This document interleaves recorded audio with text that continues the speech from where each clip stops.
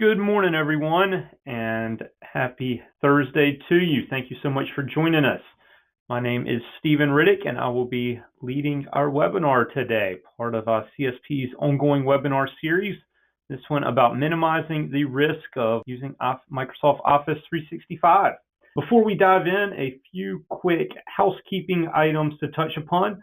First, again, I know I said it once, but can't say it again, a big thank you. I know your time is valuable, so we do greatly appreciate you taking a few minutes out of your day to join us. And my goal to you is to respect that time. I know actually the invite shows an hour, but it is our goal in all of these to try to keep these to 30 minutes to let you get on with your day. So that is the hope and expectation, depending on questions, obviously, at the end. One other note, everyone has been muted upon entrance. That is to enhance the experience for everyone, but please do not let that stop you from asking questions. If you look at your taskbar on the right, you will notice a chat window, and you can submit questions to chat that will go to us, and then at the end of the session, we will answer all questions that we have. So please, just since you are muted, don't hesitate from asking questions.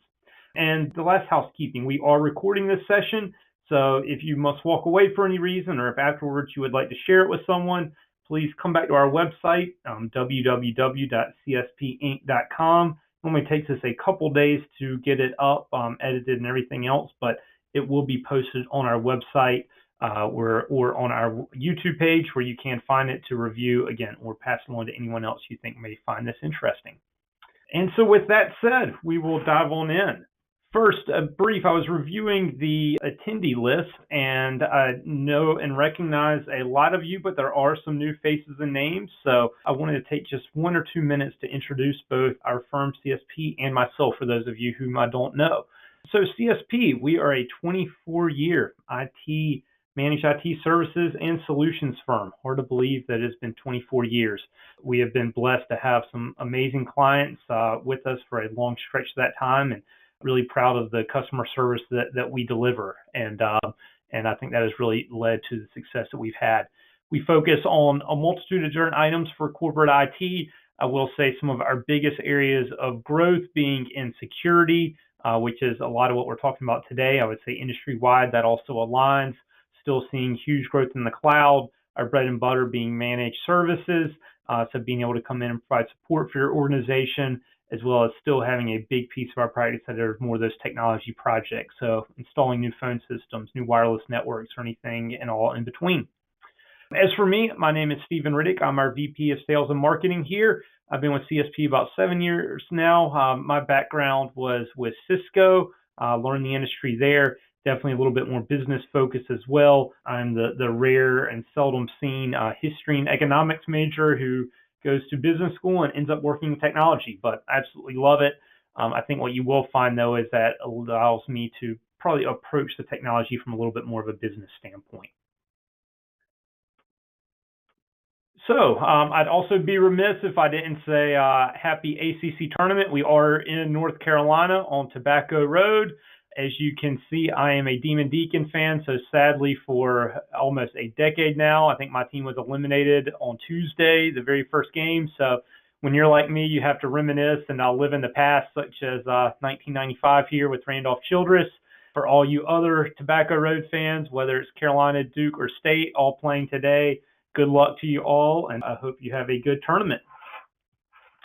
All right, so to go over the agenda for the day, and this looks like a lot, but do not worry, I have a short deck. It's only a couple slides for each, but we are going to dive into Office 365. First, talk about it being the 800-pound gorilla, understand why is it the 800-pound gorilla, why it's a great solution. It truly is. So I'll speak to this in a moment, but today's webinar isn't to try to convince you not to move to Office 365 if you aren't on it, but rather just saying, let's make sure you're protecting yourself when you are. And then why are the risks? What are those risks? And finally, what should you do to protect your business? Okay, so Microsoft Office 365 truly is the 800-pound gorilla. A recent study in 2018 by the Cloud Adoption Report by CASB showed that 56% of all businesses worldwide are now on Office 365. I mean, that number is just insane. There's so many different graphs, different things I could show when I was researching this, but just think of that 56% global penetration worldwide. You see a lot of things in America where, a company might have 70% market share, but very rarely do you see over 50% market share worldwide. So Microsoft's internal growth projections of this, looking at their different financial reports, just have continued to show exponential growth for the solution. So a lot of people are using it. They're also continuing to beat the competition. They're pulling away from Google's G Suite. Again, this is in the corporate setting. I think Gmail continues to be a favorite in the personal space, but at least for corporations, Google's not going anywhere with G Suite. But if you look at the trends and the market share growth, Microsoft's continuing to take more. They're also winning in the enterprise space. Over 74% of 1,000 plus employee companies worldwide are now using Office 365. And because of that, it is the largest corporate cloud solution in the world. So it is definitely a behemoth out there. And so why the love? And again, a lot of people have been moving to it. And partly, yes, Microsoft has marketed Microsoft Office 365 extremely effectively. But I would argue that it's really the technology that's driven that. It's impossible to just market a solution to this much growth. So why? If you're not on Office 365 yet, I would like to just point out a couple things that we see that really make this solution really a no-brainer for a lot of people. One, enhanced business continuity, especially around here, really anywhere. I know, for example, our hurricanes that we potentially have, our ice storms knocking people out. We had an example last year. This year's been a little milder, but last winter we had one of those ice storms, and it really wasn't too terribly bad. But we had one business that, for whatever reason, the street they were on had a couple trees go down. Duke Power had some major issues. Most of the area, I don't even think we lost power, and so we were back working after just a 2-hour delay. They were without power all week long, and in that case, having an on-premise email solution, they could not even get email that entire time that their office was without power. So it's one thing if you think of sort of more kind of big catastrophic event, one of our big storms when everybody's without power may not be that big of a deal. But in a situation like this, when everyone's up and working and you can't connect to email in today's world, how we communicate, I mean, that is huge. So with Office 365 in the cloud, as long as you have connectivity, internet connectivity, you can be connected, you can be getting your email. Next, Cadillac infrastructure for the SMB. Again, going back to that business continuity, a lot of times in the SMB space, you're sort of designing, if you're building yourself, a solid but a relatively bare bones infrastructure that can't just withstand a lot of, or doesn't have a lot of redundancies built in. Obviously, Microsoft is building this as a Cadillac. It has a ton of redundancies, a ton of protections, a ton of security. Because of that, they've had extremely high uptime rates, success rates with this. So again, enhance your business continuity. Similarly to the work anywhere, maximizing productivity and collaboration, allowing your people to work anywhere. Besides the business continuity standpoint, your team, no matter where they are, they're always able to work, always able to communicate, collaborate. There are so many tools out there. Some people jump on it because it's easy. If you've been around IT for a while, you know the headaches of those big capital expenditures every couple years, having to budget for that, having to deal with the headache, the hassle of scheduling time to do upgrades. I know we're about to come out January 2020 being a big upgrade date for Microsoft. So on-premise Exchange 2010 going out. So you're still on-premise having to do that every few years. You are.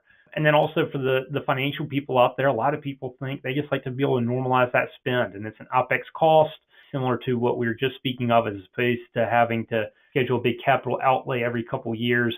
Just operationalize those costs, normalize it, and go from there. And finally, the enhanced security. And this is a great segue into our presentation today. But I know, and I'll get to in a second, that you're probably asking, wait, I thought you said there are risks. So what's going on here? And there are, but also it is such a secure solution. I want to keep reiterating that in so many ways. And I would even argue, as a small business in North Carolina, Office 365 realistically is probably more secure, if not at least exactly as secure. And I can't reiterate that enough, that sort of going back to the Cadillac infrastructure, if we're building in the cost-conscious world for a lot of clients, yes, we're building protections around that, but Microsoft's really building Fort Knox in a lot of ways. And just the reality is a small business around here probably isn't doing that. So it is a very secure solution. And as I said, when I kicked this off, notice that note there at the very bottom. I mean, these are all awesome. I'm a huge proponent of Office 365. I love the solution. The purpose of today isn't to scare you away, but rather just say, let's understand the risks so we can protect against those risks. And so I just touched on this a little bit, but if I were sitting in your seat, I'd probably say, so I'm confused. And in quotes, you say Office 365 is at least equally as secure as my on-premise server, yet the subject of this webinar is about minimizing risk. If it is so secure, why are there risks? And again, I think that's the key, that while risks are minimized, they haven't been eliminated.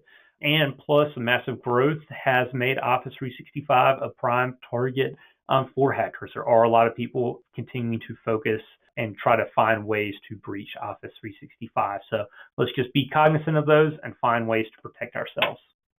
So what are the risks? And I decided it'd be easier to just give a couple of different examples. And there are a lot out there, but in the essence of time, I wanted to just give two real-world local examples that highlight some of these risks. So one is the hack. And to do that, I wanted to start just with a very simple and brief demo of, gaining access into Office 365. As we talked about, part of the benefit of Office 365 is giving you the ability to work anywhere. And one thing that a lot of people don't even realize is that there is a web portal, a web GUI for that. So if you don't have your laptop for some reason, you can be anywhere and you can log in Office 365 and still gain access to all your different applications and work online off of those. And this was possible with other applications in the past, such as, OWA, for those of you who have known Exchange for a while. You could still log in to get your email. So this isn't just an Office 365 issue. But what we are finding is that it is becoming, I guess, a more of a predominant attack vector for hackers. All you need to do is go to office365.com, or office.com, sorry about that. Then you can go to sign in. And I'm not going to go all the way through quite yet, but when you sign in, you type in your credentials. Typically, I'll hit next, and if you aren't protected, it would simply ask for a password. You might think, okay, well, a password is great, but what we are finding is there are multiple ways for people to discover your passwords. They're phishing attacks and email phishing attacks where people send your users an email, and it might look like it's from Office 365, and right in that email, they take you to a link, and they ask you to give your username and password, thinking you're logging into 365. You're not. Instead, you're giving your password to a hacker. That is the exact example that we did have for a local client here in Raleigh that happened to, and with that username and password, a hacker was then able to come right here to office.com and log into their account and gain access. Another way that it's possible is buying from the dark web. And I'm going to be very careful because of privacy here, but we can do some dark web scans. And for those of you who don't know, the dark web is sort of the underbelly of the internet, and people buy and sell usernames, passwords, credit card information, personal health information, whatever it may be. There are now some tools out there that allow you to scan that to see if you have been compromised. And again, for privacy purposes, I'm not going to scroll all the way down. This is a former employee of CSP, but you can see, so I run a dark web scan for cspinc.com, and I get a list of all the breaches, and then if a password was compromised, I can see that. So I'm pulling this up just to show you that there are ways that people can get your passwords, and that's just the reality. So there's not much you can do with this information except remind people they change passwords frequently, have complex password policies, and don't use the same password for everything. And I think that's one of the biggest things is a lot of people use the same password for every single login. So maybe LinkedIn is one dump, and actually this one that I'm sort of hiding there at the bottom, it does have a password. So that's why I'm not going to scroll down so you can't see that. In case this individual uses that password for all of his different logins, then just by getting a LinkedIn password, a hacker could then go try that same password at something like Office 365, for example. And then the final way are just brute force password attacks, sort of the old fashioned way. When you go to, say, office.com, if someone had your email address and then they just are algorithms, programs out there that scan every password possible until they get a hit, and then they could gain access. So what are the repercussions? And candidly, we've seen locally, again, this isn't just happening to the Sonys, to the Equifaxes. I mean, this is happening to everyone, even small businesses, even here locally. I'm obviously not going to give any names, but we had one group that they weren't a client at the time. They became a client afterwards. But through this, they had somebody gain access, watch their communications for a while. It was somebody in their finance accounting team. They were watching AR and AP communications. And ultimately, they sent a note to a few clients saying they had changed ACH info. And there was over a couple $100,000 that got routed to an offshore bank account completely unbeknown. Fortunately, they were able to work with their bank and recover, but you can imagine the time, the hassle, the headache of that experience was just a complete nightmare. So it does happen. The next thing is the deletion. So independent of robustness, most everyone has some sort of a backup of their on-premise environment. So for a lot of people, when they had, say, Exchange on-premise on a server, they were backing that up and not thinking about it. Unfortunately, though, a lot of people forget that when they move to the cloud, their on-premise backup solution is no longer backing up their emails and documents that are now housed in the clouds. For example, we had an example of a company who got involved in a legal dispute with a former employee. Unfortunately, that employee had deleted all the emails before leaving. Microsoft, their standard retention had expired. And then when the lawyers got involved, there were no records, nothing to follow. So, whether it's deliberate, malicious attempt to delete things, or even if it's ransomware, a lot of people, when they have a ransomware attack, the FBI's guidance is to restore from a backup. Office 365 can get hit with ransomware. So by not having a backup solution in place, you run that risk. And just think through what if you've accidentally ever saved over a file? Maybe it's a OneDrive file that you save over, or you accidentally delete. If you have an on-premise backup, you know how important it is. While you probably don't use it daily, those times that you do use it are just invaluable. Those are a few examples of the types of things that we are seeing and some risk of Office 365. A little more meat to just back up each of those stories, just two very quick slides. One, talking about the risk, 81% of all data breaches are due to lost, stolen, or hacked passwords. And that's from a 2017 Verizon data breach investigation. And this isn't, ransomware, but this is an actual data breach. So the example that I was given earlier are due to lost, stolen, or hacked passwords. And those are the examples that I just gave a moment ago. When it comes to Microsoft's retention, just a few details so you can be a little bit more knowledgeable on that. So first is be wary of the specific plan within Office 365. Microsoft has different features, different SLAs, different T's and C's depending on the plan. I'll admit some of the very high, what is termed E5, Enterprise 5, a lot of that does have great retention built in. That's also an extremely expensive plan. But you might see some things like unlimited archiving, legal hold, DLP, which is data loss prevention, e-discovery. Those are some features that are only available in the higher end tier. So yes, on one hand, Microsoft has that, but some of the lower level plans do not. That's something to just be wary of. There is some retention built into Microsoft, and it's just important to know that. The deprovision users, typically you'll get 90 days. Email standard, it's a 40-day, and that's just after deletion. Again, obviously, it's not just purging all your emails after 14 days. You can extend that up to 30, but that's as far as they will. OneDrive, OneDrive is more popular than even online Exchange within Office 365. So their recycle bin is 93 days. But I would caution you, even when that data is retrievable, the process can be very long and complicated. For example, OneDrive, it's really sort of an all or nothing. If you want to restore OneDrive, you have to restore the entire OneDrive drive. And it's very challenging to do just sort of that granular file level restores within email, within OneDrive, some of those. So again, even if there are some things there, it can be challenging to get to.